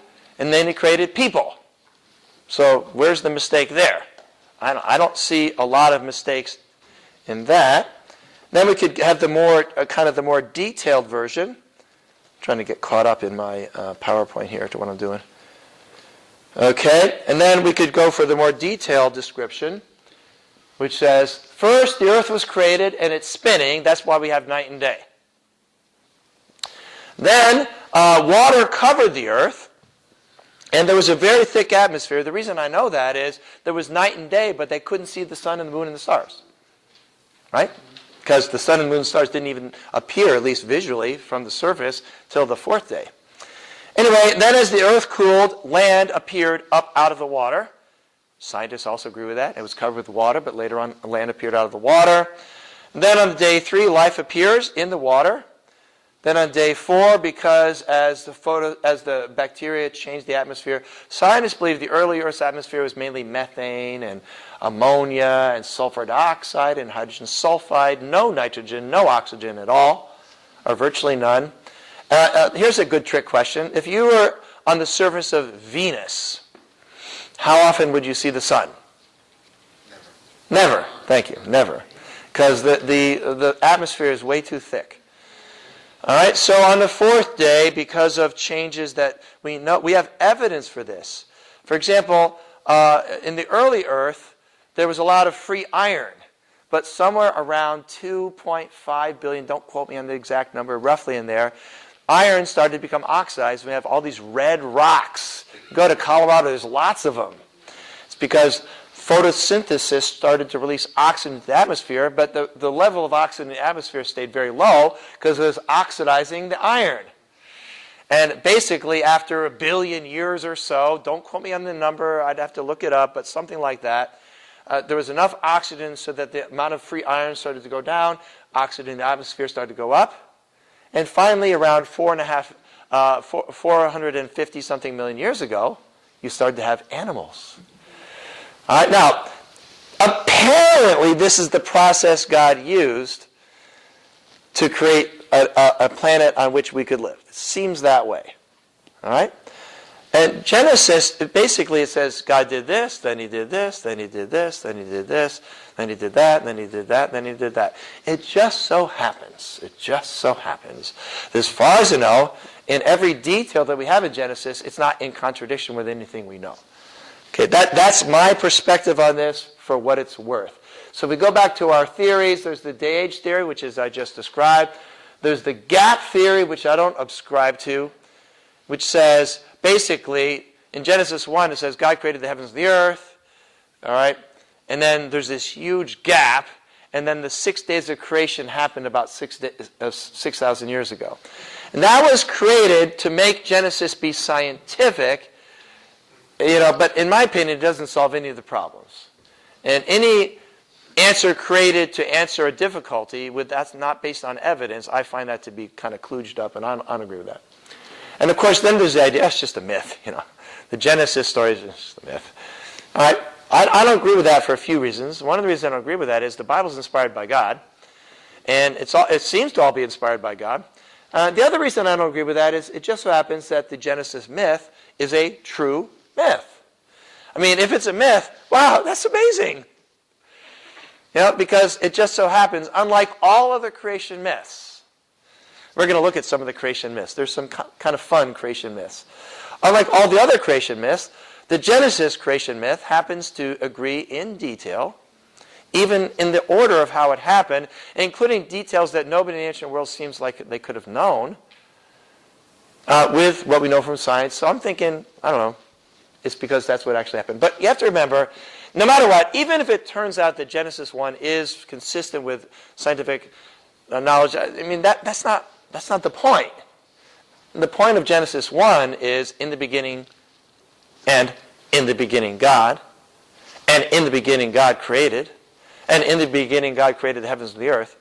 You know, by the time you get to the end of Genesis 1, if Genesis 1:1 is true, then dualism is defeated, pantheism is defeated, atheism is defeated, polytheism, animism, dualism, postmodernism, every ism ever created by man is proved wrong if Genesis 1:1 is right.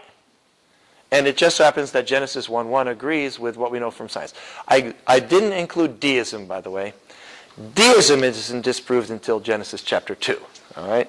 So there you go. So you have Christian theism and deism are the only possible views. That's assuming Genesis 1:1 is true. And it just happens, at least from a scientific perspective, it's consistent with what we know. So that's all. I'm going to go on to the next thing from there.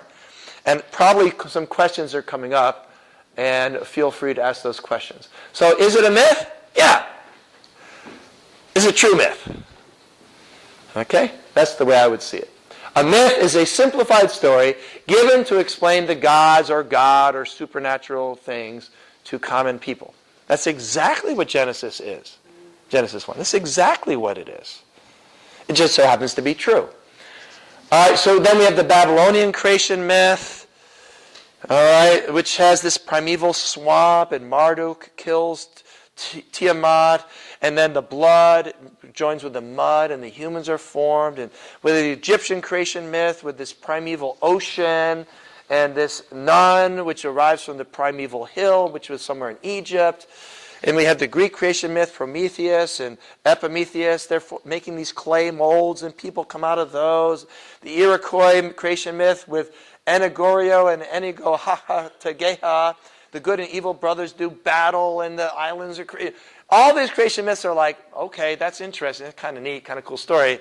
But they all contain information. You kind of go, well, you know, obviously. In fact, even the people who said the Iroquois myth, I think even they knew it was a myth. It was just a story. But the Genesis myth, in quotes, interesting to me, seems to agree. So here's Marduk killing Tiamat. There it is.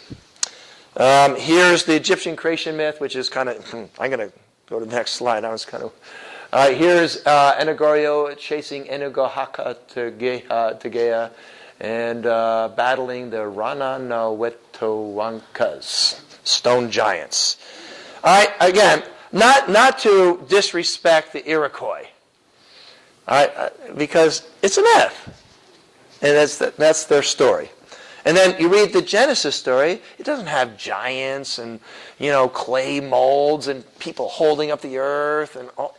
It says first the universe, then the earth, light, darkness, water, land, life in the water, life on the land, and people.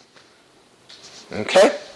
So, and then this is a defense of this. I don't want to go into, I'm going to skip the flood. I mean, we can talk about the flood. You can ask questions about the flood. I've already fielded one or two questions about the flood, so I'm just going to skip the whole flood thing, the comment out. All right, let's talk about evolution for a while, okay? Let's talk about evolution. Okay? Now, evolution, that kind of gets a little bit controversial, doesn't it? But you need to be prepared to talk about that, right? Now, let me give you the quick version. God invented evolution, so why not just give him credit for it? I mean, evolution, if evolution happened, it's because of an incredible, amazing design that allowed it to happen. And getting all defensive about evolution seems to be, that's bad policy. So if God, now my personal opinion is God did not sort of wind up the clock and let the machine run on its own. I believe God intervened. And in fact, I believe that the fossil evidence is more consistent with interventional than simply random.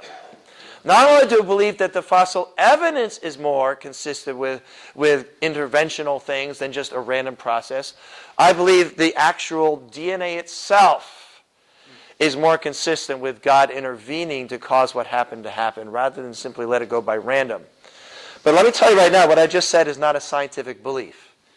All right, it's a theological belief that's consistent with science, but it's not a scientific belief for this simple reason. I can't experiment. I can't do an experiment to test what I just said. I can't confirm it by experiment. I can't test it by experiment. Therefore, what I said is really not a strictly scientific conclusion. But I believe that conclusion is consistent with everything we know from the science. In fact, I believe if you look at it with an open mind, that it's more consistent with that whole totally random, atheist idea. Now, some Christians who are scientists agree with that. We did a debate on evolution about 4 years ago. The title was 4 Christian Views of Evolution. One of the 4 debaters took this full sort of deistic perspective, which he says, God is so powerful, so amazing, so awesome, that when he wound up the machine and let it go, humans came out of that. I don't agree with that. I don't think any set of random circumstances would have turned a bacteria into an elephant. All right, but he believes that, and I'll have to say that I can't disprove him from the science. I really can't. And that was a fun debate. And by the way, another person in the debate was John Clayton. I don't know if some of you know who John Clayton is. It was kind of interesting debating against John Clayton. He's a good friend of mine. And we actually both agree with each other. We kind of sort of did it just to frame the debate. He took the intelligent design perspective. I took the theistic evolution perspective. Then we had the young earth creationist guy. Anyway. So, there's evidence. There's evidence for evolution. Now, it's possible to overstate that evidence, and atheists and many others do overstate that evidence. I've heard stuff like evolution is a fact. That is nonsense. All right? Evolution is a theory, like any other theory. All right? And so people who say that, they're just trying to manipulate you. Either that, or they just don't understand how scientists should say things. What they should say instead is something like this: the evolutionary theory is the most useful theory we have to explain all the evidence concerning fossils and DNA. I don't know of an alternative theory to explain it. If there were, probably we would have heard about it. All right. Now, does this theory prove there's no God? That's ridiculous. Does it prove that the Bible's not true? I don't agree. I don't think so. I mean, even if you're a young earther, a sort of a theological young earther, you say, God created the universe to appear old. All right? Even if that's the case, the evidence for evolution doesn't, at least technically, disprove that possibility. So there's plenty of stuff in the horses and all that. But it's interesting because then there's the Cambrian explosion. And there's the punctuated equilibrium and all that sort of stuff. Because it turns out roughly 450 million years ago, before that, let me see if I have, what's the next slide? Do I have a picture? Yeah. All right, yeah, this is pretty good. So, basically, according to the evidence, unicellular life appeared around 3.5 billion years ago, give or take, a few hundred million years. And then we had very, very, very simple life forms with no body parts, no definable separate organs or anything. And then roughly 450 million years ago, suddenly, all 5 phyla appeared. Now, there are 5 phyla. We happen to be members of the Chordata phyla, and then there's the one that insects have. And if you ask me too many questions, I'm not a biologist. What's the name for the insect phyla? I don't know. Help me out, somebody. Arthropods. All right, there's 5 of them.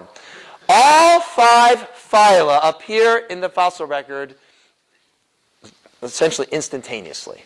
So before that Cambrian explosion, no animals at all, and in fact, no species with any significant structure. And then, next layer down, there's hundreds of different species. All 5 phyla are there. I don't know, to me, that's just practically a smoking gun. All right? For creation. All right? I'm going to go back in my slide. Cool. There's this one called the hallucinogenia. I think there's a fossil. Maybe not. The hallucinogenia, that's the one in the lower right-hand corner. There's Two back. Yep, that's the actual fossil, yeah. No, there's no hallucination. These are actual fossils, including trilobites, by the way. Trilobites are arthropods. And I think the one on the bottom is actually a chordata or whatever. All right, does this prove that God intervened and did these creations? I don't know. But I'll just leave it at that. Now, here's something. This might bother you just a little tiny bit. Okay, you can't read the slide, so let me tell you what's on the slide. All right. Okay. Now, look at the picture on the right. On the left is the human chromosome number 2. And on the right is the chimpanzee chromosome number 2P and 2Q. All right?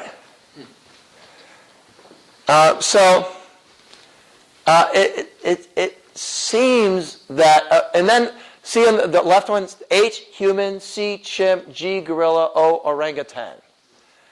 And it seems, at least from a chromosome point of view, it seems probably that there's a common ancestor.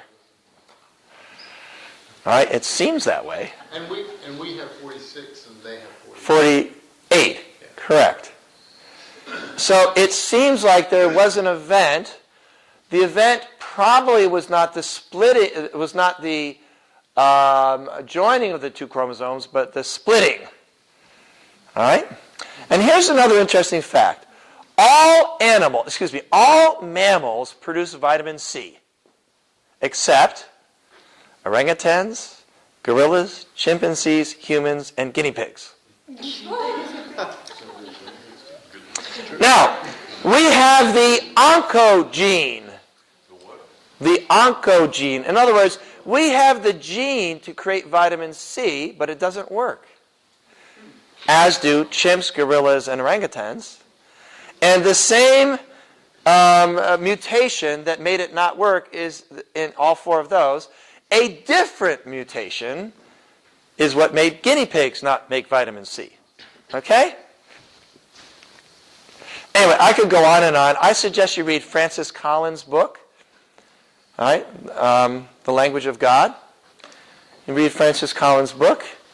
Bottom line is the evidence leans in the direction of common descent. Okay, that's just where the evidence points. Now, I already told you I believe that Adam and Eve were created. I believe that. I believe God. Here you go. And Eve. Not Steve. Adam and Eve, or whatever I said yesterday. Can't remember. The other guy. Yeah, the other guy. Whatever I said. Don't quote me on that, please. Or if you can, you can make a joke at my expense. It's okay. It's fine. All right. I'm just giving you the information as it is. The fossil evidence is not particularly conclusive towards common descent. It supports common descent, but it doesn't very strongly prove common descent.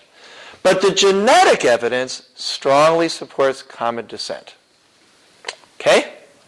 What I mean by common descent, which is that there were not very many species and species evolved from them. I believe given the Cambrian explosion, we could argue for a certain number of original created species rather than one. But there you go. Okay, then there's the pseudogenes and the retroposons and the short interspersed elements. And read Francis Collins' book. We don't care about viral insertions and all this stuff.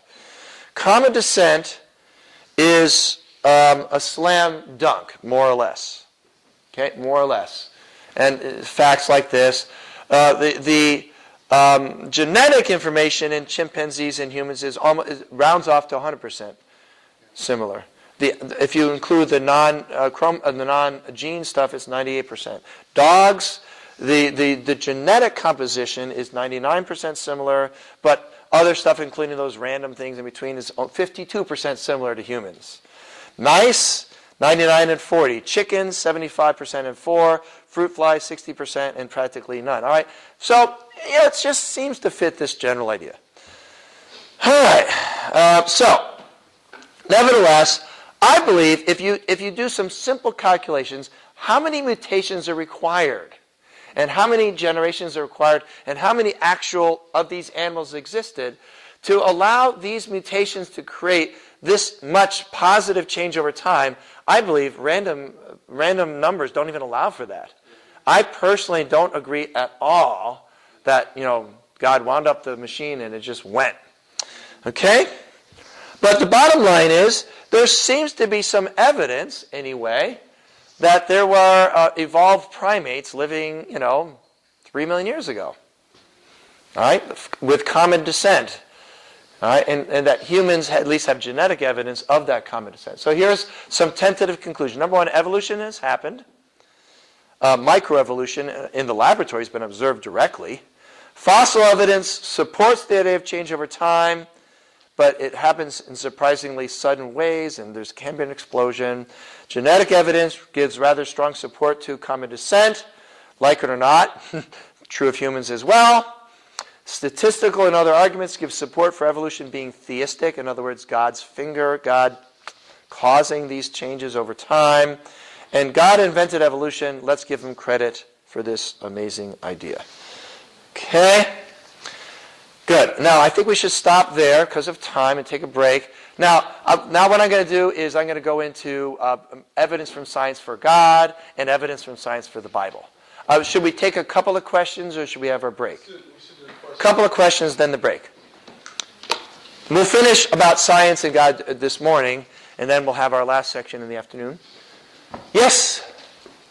Would you take the evolution theory as a acceptable kind of defense for what people often think of the contradiction in when Cain and Adam, or like when Cain broke off and he was afraid that other people were going to kill him? So you're asking, for example, who did Cain marry? Yeah. All right, I don't know the answer to that question. I'm going to give you two possible answers. And I prefer one. I don't prefer the other, but I'm going to give you two possible answers. Okay, now, again, I believe the Bible's inspired by God. I'm just going to come right out there. I believe Adam lived for hundreds of years. I believe Eve lived for hundreds of years. So did Methuselah and Seth and all these people. And Cain, Abel didn't live hundreds of years. And all right. All right. And I don't know. Eve lived however many years, 700 years, whatever it was. How long was she capable of having children? I don't know. 250 years. I don't know. How many children did she have? I don't know. 70. Let's say she had 70. Now, by the time Eve is 500 years old, her first child is, let's say her first child is now 400 years old. And that child, let's say that child also had 70. And her second child's had 65. So within 3 generations, in principle, you could have 100,000 people easily. I mean, easily. I don't know that's what happened, but I'm just saying, who did Cain marry? I don't know, maybe his fourth cousin 3 times removed or something like that. I don't know. Not sure. But see, again, this is speculation. This is just speculation. My speculation is when Adam and Eve were created, they were genetically more perfect, I guess, if you will. Mutations have happened to bring in all kinds of genetic diseases over time, obviously. And mutations that some people have darker skin, lighter skin, blue eyes, et cetera, these things. All right, so I believe that it would have been perfectly safe for a brother and a sister to marry. That's kind of gross. But, I mean, there's nothing wrong theologically for a brother to marry a sister, although according to our culture, but it's not safe. We're going to talk about the Leviticus and all these laws which had great, awesome, amazing health implications, which might explain why the Jews kept coming back no matter what you try to do to them. And it just so happens this law that says don't marry your sister, your brother, or your cousin, all right, that has wonderful health implications, but I don't think that's a theological thing. It's not even a doctrinal thing. So if you want to marry your sister, I don't think you're breaking any rules in the Bible. You're breaking the law. And besides, I don't think it's very, very unwise. Because you have a very high probability of having a genetic disease, so don't do it. All right? Oh, wait, I didn't give the second theory. All right? Another possibility is that there were other evolved, very intelligent primates who did not have a soul or a spirit or a conscience or any of that stuff. Because what makes us different from chimpanzees is not fingers that work differently, less hair, and smaller jaws or something like that. What makes us different from chimpanzees is that we're made in God's image. So I wouldn't rule out the possibility that God took an evolved primate named Adam, an evolved primate named Eve, and gave that being a soul and a spirit. I don't think that's what happened. Because to me, that sounds like I'm just trying to match up the science with, and there's no reason to. I mean, so it's possible that there was interbreeding between those who didn't have a soul and a spirit and those who did, but the natural children of those were in the image of God. And those who were not in the image of God disappeared over time.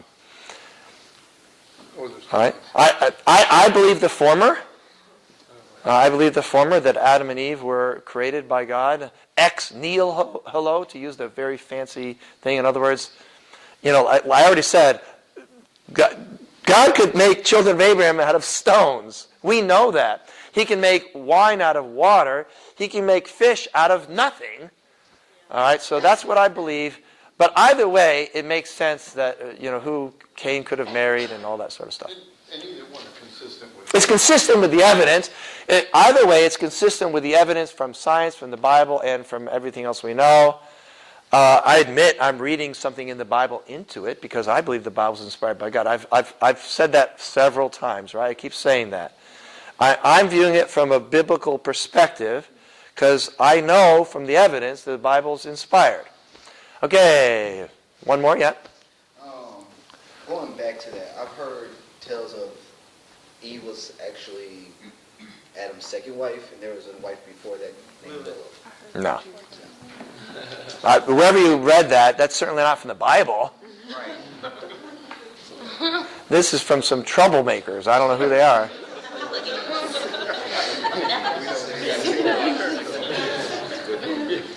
I mean, the Bible is really clear on that, right? The Bible is really, really, really clear on that. Adam married Eve. And they had children. I don't even think that comes from a Jewish document. I don't think so. So who knows where that comes from? The Jews had all kinds of speculations about Enoch and all these other things. And you can read some of those speculations. Some of them might even be remnant information that was traditions handed down from real information. It's possible. There could be information, for example, in 1st Enoch that's actually true. It could very well be. I don't know. These are kind of fun things to think about, but it doesn't affect Christianity very much. But one thing I'm pretty sure of, that's not from a Jewish source, and it's also certainly not true. All right. Yeah. I don't know anything about this, so I want to start by saying that. You don't have to say that. It's okay. But I heard, what do you think about the people who argue that carbon dating is really incorrect for, the younger? They do that not because of any evidence to support that. They have a presupposition that puts them in. And remember I said don't paint yourself into a corner? These people have painted themselves into a corner, and they're trying to get out by playing games. All right, for example, you go to a young earth creationist, you say, that star that's 1 billion light years away, how long ago did the light leave that star? Everybody knows the answer. So, of course, they want to answer and say, well, the speed of light has changed over time or something. It's like, there's no evidence for this. This is just kludge. They're just creating a theory with absolutely no evidence whatsoever, only designed to save their belief. Don't do that. Don't do that. Okay? And again, I've said it a few times, I'm going to say it again. It could very well be that God created the earth to appear old. Why he would do that, I don't know, but maybe he did. I know when Jesus made fish, it appeared old. I believe when God made Adam, he appeared old. And I already know that God could do that. The only question is whether he did or not. But please don't try to undermine carbon dating. You know, they'll say, well, there's this example, there was this discrepant thing over there. Sure, there's discrepancies in science all the time. Anyway, that was not to you. That was like to those other people. Yeah, those other people. And again, they've painted themselves into a corner. Actually, it was their preacher who painted them into the corner. They're just trying to get out. All right? Yes? Okay, I've heard people to kind of allow evolution to make more sense in the creation story, to argue that, like, the day that, like, the 7 days that are listed in Genesis, that maybe a day is not what we think of as a 24-hour day. Right, that's what I said. Yeah. Okay. Yeah. So what are your... Like, I call that the day-age theory. Okay. Yes. The day-age theory. I remember one time... we were just talking with some people, and they were talking about evolution, and my daughter, who was like 10 years old, said, we were talking about the age of evolution. She said, you know, those days in Genesis, they're like, you know, they represent a period of time. And somebody asked her, where'd you get that idea? She said, I was watching Dr. Quinn, Medicine Woman. That's where she got that from. All right. But the day-age theory, you need a name for it? It's nice to have a name for something. The day-age theory. By the way, I skipped the slide. Augustine believed in the day-age theory. Origen believed in the day-age. These are Christians from the Origen's from the 3rd century, Augustine from the 5th century. Philo, the Jewish theologian, most famous Jewish scholar from the 1st century, believed in the day-age theory. The day-age theory was not created. This carbon-14 is unreliable theory. That is directly created from a belief. So some people say, you believe in the day-age theory just because you're a scientist. No.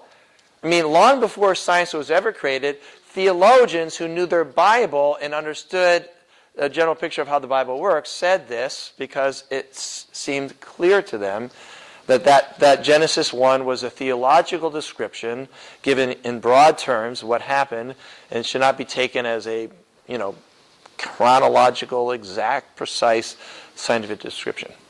Okay? Go ahead. Have you heard of, like, the Creation Museum? Oh yeah, it's in San Diego. It's funny. We did a class trip to the Creation Museum. And I said, we're going into the lair of the enemy. And it was funny. They had the kids playing around dinosaurs and these little murals. It's like, oh. But it was cool. My students did an awesome job. They were very, very respectful. They asked the guy good questions. They did an excellent job. And then at the end, because this is a secular college, you know, at the end, he shared his testimony. He said, you need to pray Jesus into your heart and all that kind of stuff. It's like, oh, I'm going to be in so much trouble. Anyway, nobody complained. So have you heard, at that museum, I heard somewhere where it talked about having even dinosaurs on the ark. Yeah, but there weren't any dinosaurs in the ark. Dinosaurs disappeared 65 million years ago. I mean, God would have had to create dinosaurs out of nothing to put them on the ark and then kill them later or something like that. I mean, by what theory would dinosaurs be on the ark? I mean, what possible reason would there be to even believe that there might have been dinosaurs on the ark? Because dinosaurs, I mean, if you want to find dinosaur fossils, you have to dig way, way, way, way down underneath all those mammals and stuff. They're down there. And it's clear, it is crystal clear there have not been dinosaurs around for a very, very long time. So why would they be on the ark? Okay. By the way, I don't think there were duck-billed platypuses on the ark either. You know, I don't think so. All right? Because how would duck-billed, they're from Australia. I don't know how they would have gotten on the ark. I mean, God could sort of airlifted them from Australia, put them on the ark, and then after the flood, airlift them back to Australia. I don't think that's what happened. I don't know exactly what happened, but I believe there was an ark. I believe there are animals on the ark. I believe there's a flood. And I believe after the flood, the animals came off the ark, and that Adam and Eve used those animals to get their farm going. What about Pangea? Kind of the whole one continent. All right. The evidence for continental drift or, plate tectonics is very, very strong. Very, very strong. For example, if you go to the bottom of the Mid-Atlantic Ridge, the rocks right where the Mid-Atlantic Ridge is are just, a couple few million years old. Then if you go, let's say, 50 miles out, those rocks are, say, 30 million years old. You go another 200 miles, those rocks are 70 million years old. And then you go out, then they're 90 million years old. Then you go to the rocks right at the continental shelf and the edge of both Africa and South America, around 120, 130 million years old. Looks like the two separated around 130 million years ago. Now, that's what it looks like. I mean, is that what actually happened? I don't know, but I do know this. We can actually measure the distance from Africa to South America. It can be measured. I'm not kidding, there's a mirror. They put a mirror on the moon. That was not a NASA plot, to say we went there. We actually went there. And you can bounce a laser off the moon. In fact, that's why they put the laser on the moon, so they can measure distances on the Earth. You can measure the distance from South America to Africa to within like a millimeter or so. And they're moving apart at around 1 or 2 millimeters a year. You do the math. You measure the distance. There you go. So, was it one mass? The evidence leads towards this, that there was one. By the way, it wasn't a huge continent because there was much, much, much less land back then than there is now, consistent with what the Bible says. Okay? Yes? I just want to hear you speak on the Genesis 6, the Nephilim idea. And you may have spoke about it yesterday. I don't have much to say about the Nephilim. Read Doug Jacoby on the Nephilim. All right. Anyway, the whole the sons of God had sex with the daughters of man or whatever. You know what I think that means? I think it means guys had sex with women and had babies. I think that's what that's saying. Now, the theory that Doug would at least mention and maybe even support, which agrees with the book of 1 Enoch for what it's worth, is that angelic beings had sex with women and produced these children who were somehow different than all the others. And that's the actual source of these large people that were around even during the time that the Israelites were entering Canaan. I don't know. I don't know. It's kind of a fun to think about. But I don't know, to me, it looks like people were, men were raping women and doing some terrible things, and it had not a very good result. But, I don't know. I honestly don't know. Doug does a better job on that than I do, and he gives all these sources. And go to his website, type in Nephilim, and you'll get if you go to my website, I think I just say, go to Doug's website. I think. Yeah, we'll take a break. Okay. So one of the things that that's because I don't know very much about this, but one of the defenses that I've always had is why don't we stop evolving? We didn't. We're evolving. Yeah. Absolutely, we're evolving. Not like that. Well, I don't know what that means. Like what? I don't know how long. Well, if we evolved from, primates, if we came from... Right, humans... The period it took to get there, now we're here. We're definitely evolving. Humans are evolving fairly rapidly. What do you mean? How's that? There's just so many humans. The more of a species you have, the more evolution can happen. Now, there's some evolutionary differences between you and me, right?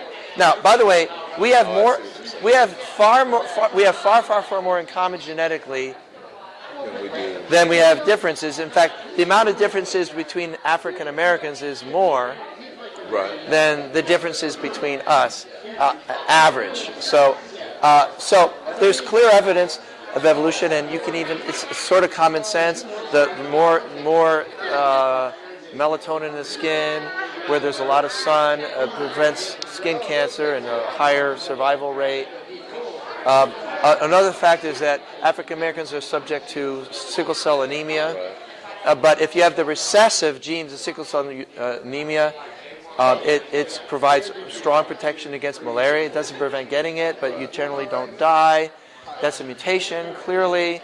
But if you live in a place with no malaria, that's not so good. That's why that gene is not very common at all amongst whites who live in, etc. Evolution's happened. It's happening. Now, I believe the kind of evolution that happens naturally is very, very slow, and I don't believe it can explain the whole tree. I don't believe it can. I believe God has done things. He's not just sort of left it to chance. And then I'm sure we have one creation story. Yeah. Well, actually two. We have Genesis 1 and Genesis 2. So, but we have the creation story of